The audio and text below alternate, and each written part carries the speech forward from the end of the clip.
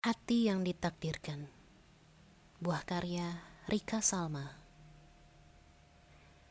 Dalam kamar, aku memandangi langit malam melalui jendela.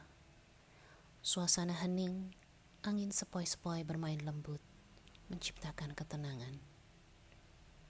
Aku merenung, menghadapi nasib hidup yang menyedihkan. Mengapa hidupku selalu begini? Kenapa aku harus menghadapi nasib yang menyedihkan seperti ini? Gumamku di dalam hati. Aku terlahir tanpa orang tua karena mereka bercerai saat aku lahir dan tak mau merawatku. Aku dititipkan pada nenek yang kini sudah tenang di alam sana. Namun, keberadaan orang tuaku kini tak ku tahu. Aku ingin melihat mereka, tapi sepertinya mereka tak memikirkan aku lagi.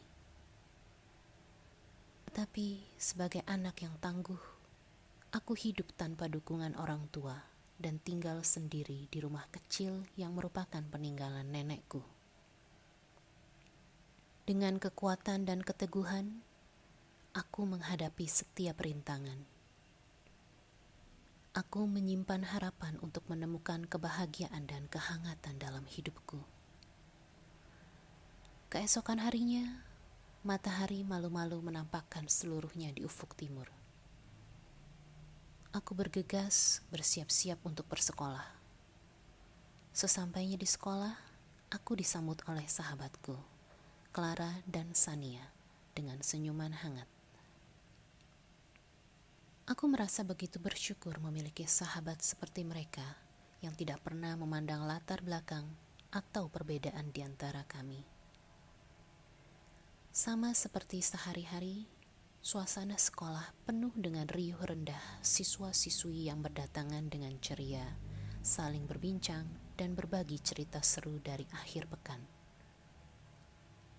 Berapa ada yang bergosip, dan ada juga yang menuju kantin untuk sekedar membeli cemilan sebagai pengganjal lapar. Guru-guru menyambut dengan senyuman hangat, siap untuk memulai kegiatan belajar mengajar. Di tengah riuhnya pagi, pandanganku tak sengaja bertemu dengan seorang cowok yang tengah berdiri di kejauhan. Dia bernama Zaidan. Badannya tinggi dan proporsional, memberikan kesan yang gagah dan menarik perhatian. Kulitnya terlihat sehat dan bersinar, menambah pesona dari penampilannya. Postur tubuhnya yang tegap menunjukkan kepercayaan diri yang tinggi.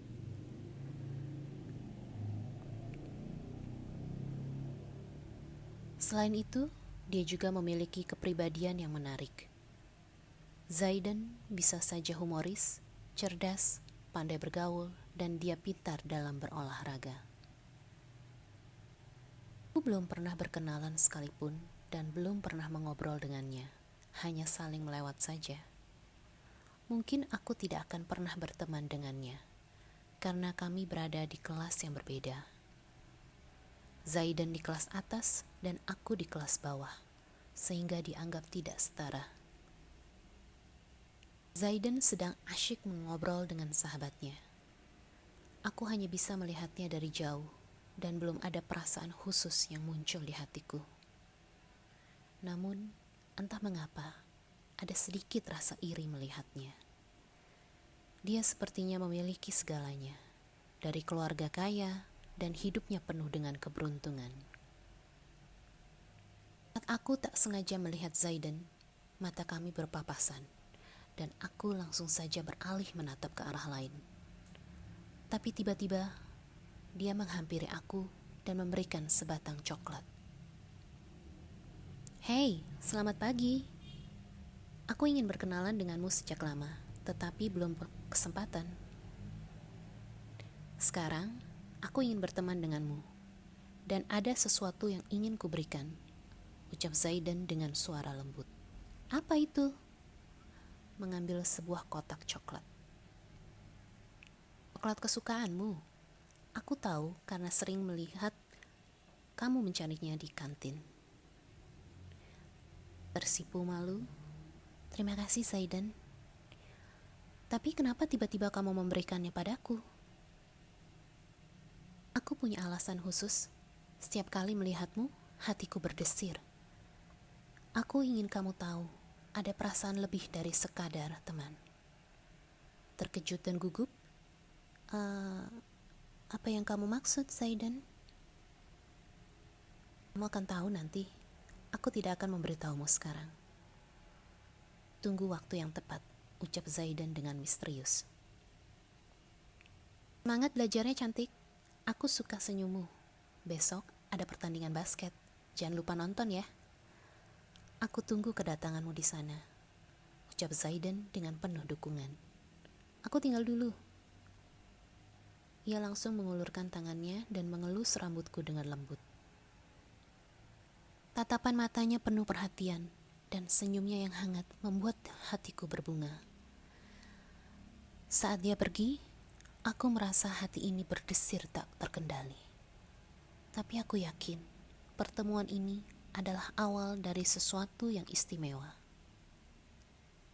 Aku tidak menyangka dengan keadaan yang baru saja terjadi.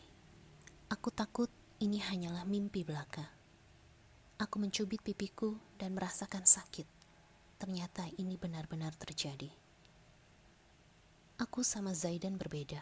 Seharusnya dia harus bersama orang yang setara, yang sebanding, bukan seperti aku yang hanya biasa-biasa saja. Dalam hatiku, perasaan campur aduk muncul. Ada rasa senang karena bisa dekat dengan Zaidan. Namun, juga ada keraguan karena perbedaan di antara kami. Teman-teman yang melihatku tadi juga mungkin tak menyangka. Ada perasaan iri dari beberapa di antaranya, dan ada juga yang tidak menyukai situasi ini.